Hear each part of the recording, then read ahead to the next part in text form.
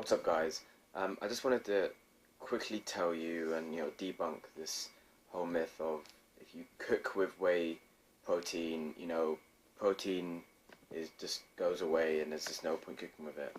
Um, some people and companies say not to cook with whey as it would denature the whey, which is why most people, when they make like protein bars, they won't cook it, or they'll just refrigerate it, or they'll freeze it.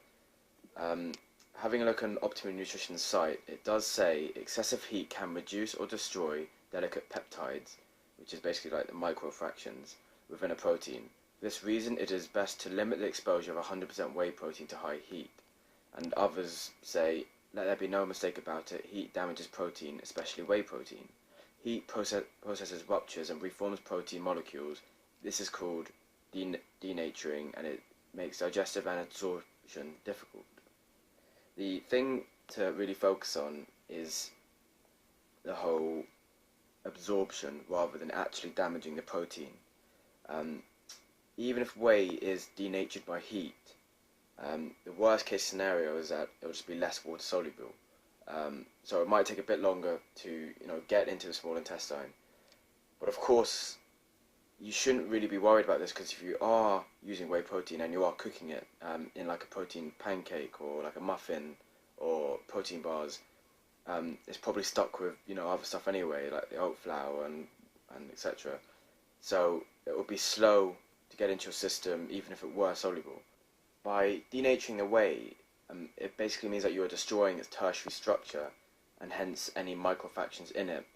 What that means in simple terms is that the additional health benefits that you could get from whey protein, apart from the actual protein and amino acids, may be lost if it's heated too high.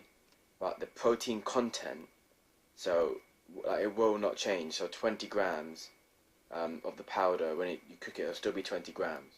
That's fine. That won't change. From a strictly macronutrient standpoint, denatured whey is the same. To summarize, denatured whey contains the same amount of protein and aminos. What you are losing in heating is some of the other possible health benefits associated with whey. I got a comment from a friend, which is probably the best answer I've got from this, which was, like everyone said, whey should be surviving cooking just fine. If it is damaged, then it is really obvious, and it's really obvious. If it's stingy and curdled or becomes as hard as a brick and tastes in the oven. I've even had success with protein bars in the oven at 450 degrees Fahrenheit with short cooking times, 10 to 12 minutes. Perhaps the very edges of the slightly damaged, but the majority is fine.